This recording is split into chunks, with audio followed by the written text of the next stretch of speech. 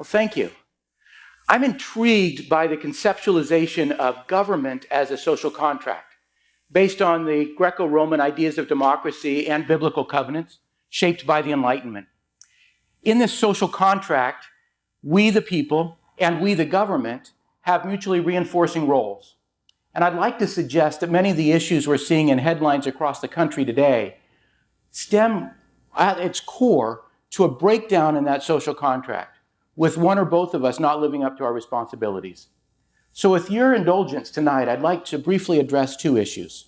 One is effective citizenship, and the second is good governance. Alexander Woollcott once said, he says, "I'm sick and tired of hearing people say democracy is broken. Of course democracy is broken. We are supposed to make it work." Justice Louis Brandeis added on top of that the most important public official is the private citizen. So what is our role as private citizens in this social contract? Well, I think we can all understand that the very basic role that we need to play is that of voting. Nationally, when we look at voting trends, in the 2012 presidential election, less than 60% of the voting eligible population cast a ballot for president. In the 2014 elections on the national level, 37% of the voting eligible population cast a ballot. Locally, we're not doing better.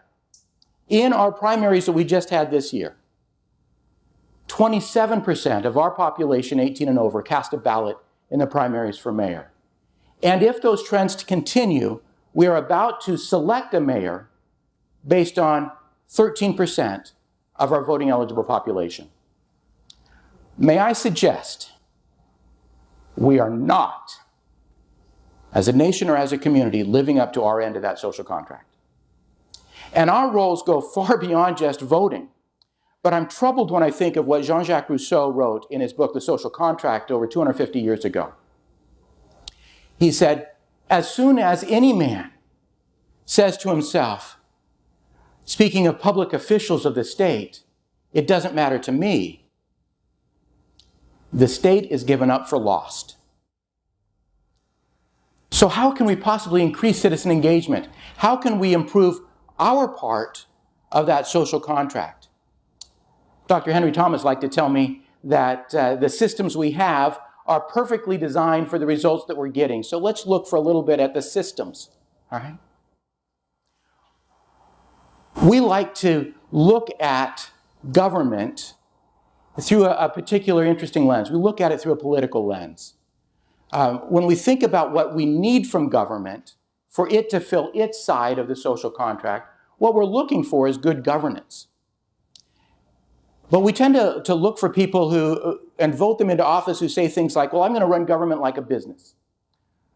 Well, government's not a business. A business has a very clear feedback loop. They can tell if a business is doing well. It's called profit.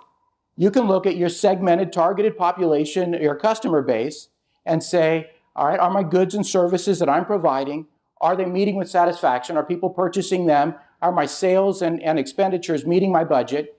And you can tell, looking at the bottom line, whether or not you're being effective in providing those business services. Government's not like that. Government is not like a nonprofit. Nonprofits are focused on meeting mission outcomes and satisfying their funders, and that's not what government is all about. Government is a unique entity, and we don't think of it as such.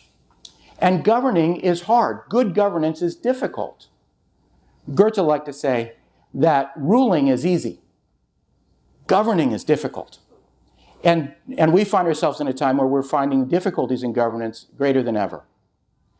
You see, we see this all clouded with this political lens, because politics is not about governance. Politics are about individuals. And in fact, politics tend to create party-reinforced personality cults. Governance is more than that.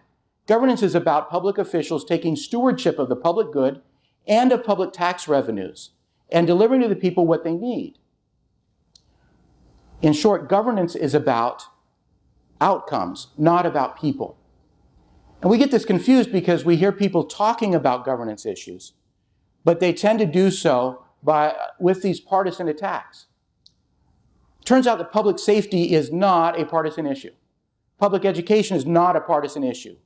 Roads and infrastructure, debt service, garbage pickup, issuing permits and licenses, being able to take care of building upkeep and fleet maintenance, those aren't partisan issues. A pothole doesn't care what party affiliation you have. 90% of government is just getting the work done and doing it well. But we don't talk about that governance. We as a people have been compliant in this shift from policy to personality, from outcomes to conversations about photo ops and ribbon cuttings. It needs to be more than that. We need to be involved in more than that. It's not going to change until we demand change toward performance-focused governance without the partisan attacks. Now, we can do this. We know we can do this. We've seen how this plays out, but we also see how it plays out when we don't do it well. A few years ago, I had an opportunity to meet with a group of citizens in an economically distressed neighborhood. They were challenged with developing an action plan where they could leverage local resources and government action to create traction for change in their community. And one elderly woman spoke up and said, I don't feel safe in my community, but I think I would feel safer if all the streetlights worked. She was quickly shushed by the person sitting next to her and said, you can't ask for too much. Put down, we would like half our streetlights to work. Is it any wonder that in this neighborhood and in neighborhoods across this country, it feels like the social contract is broken? Now, we have to do better, and we can do better. My call tonight is for us as citizens to engage and demand accountability, first of ourselves. We need to live up to our roles in that social contract. And second, demand accountability of our local government. Our local government needs to provide the governance that we demand, and not the politics that divide. Because democracy of the people, by the people, and for the people will only be broken if we, the people, fail to make it work. Thank you for being here tonight.